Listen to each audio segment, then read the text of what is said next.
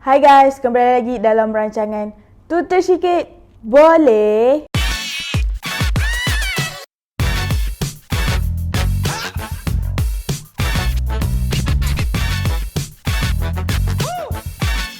Pada episod kali ini, Tutur Sikit nak sharekan satu benda paling penting dan perlu ambil tahu sewaktu dalam proses suntingan. Tajuk pada hari ini adalah perbezaan di antara offline editing dan online editing. Offline editing ni adalah tahap memotong dan merangkai footage hasil syuting menjadi satu rangkaian cerita yang lengkap dan sempurna. Dengan kata lain, offline editing hanya fokus pada aspek cerita sahaja. Walaupun demikian, ada beberapa aspek teknikal yang juga harus diperhatikan. Offline editing ada 3 aspek teknikal yang perlu dilakukan.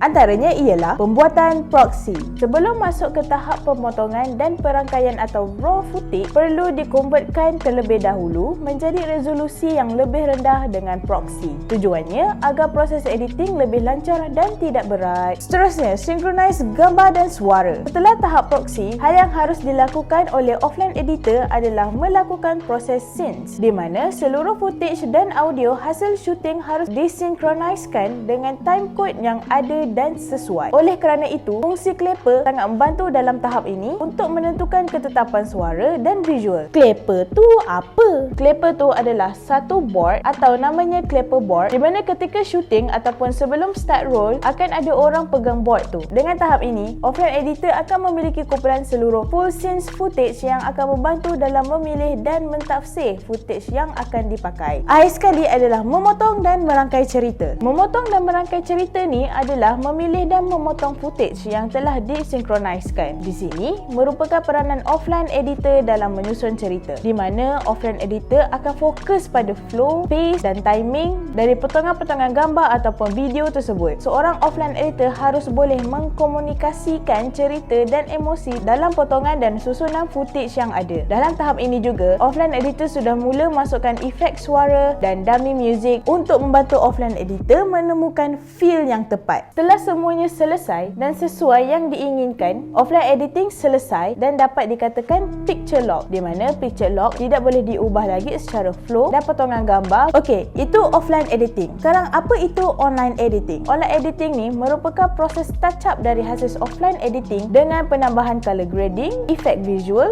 motion graphic dan audio mixing. Di tahap online editing, part picture lock akan difinalisasikan. Part proxy dengan resolusi rendah dari offline editing akan dikonvertkan kembali menjadi kualiti file yang asli untuk diproses online. Contohnya, offline editor akan convertkan video ataupun footage tu daripada 6K ke 4K ataupun 1080p. Jadi, bagi online editor ni pula, dia akan convertkan footage tu daripada size 4K ke bawah ke size file yang sebenarnya iaitu 6K. Pada tahap online editing, ada beberapa proses lain yang harus dibuat dalam sesebuah filem. Ada 4 proses online editor perlu buat, antaranya ialah color correction dan color grading. Dengan kualiti file asli, online editor harus melakukan proses color correction dan color grading. Biasanya, dari hasil offline editing, warna pada footage masih terlihat raw dan berbeza-beza antara shot. Di tahap inilah, peranan online editor untuk menyamakan warna dari setiap shot yang dipakai, agar tidak terkesan pada scene-scene atau shot-shot yang warnanya berbeza saat ditonton. Namun, sebelum itu, online editor harus menentukan mood warna yang director ingin visualisasikan pada hasil akhir. Setelah mencari warna yang tepat, online editor harus meratakan warna setiap shot dengan warna yang ingin dicapai.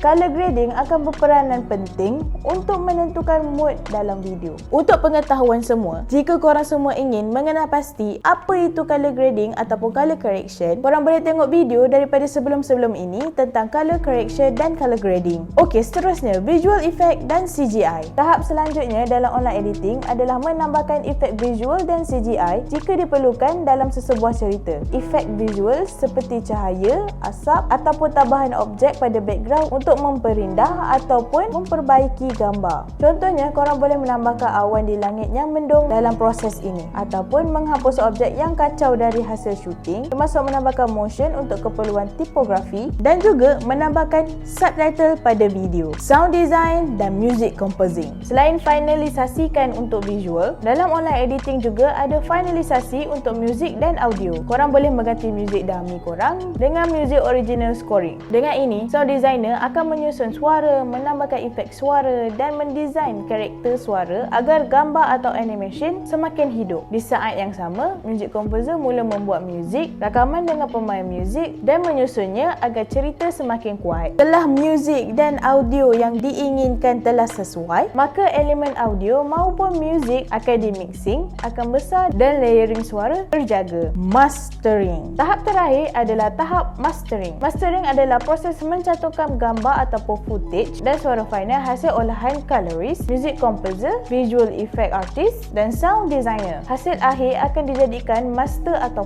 file utama sebelum dikopi ke dalam bentuk DCP atau bahan tayangan di pawagam. Okey, so sekarang dah tahu kan perbezaan antara offline editing dengan online editing. So nanti korang tak adalah tertanya-tanya, offline editing ni macam edit tak ada wifi dan online editing ni macam edit menggunakan wifi. Apa-apa pun, saya harap episod kali ini dapat membantu korang serba sedikit tentang pengetahuan offline editing dan online editing.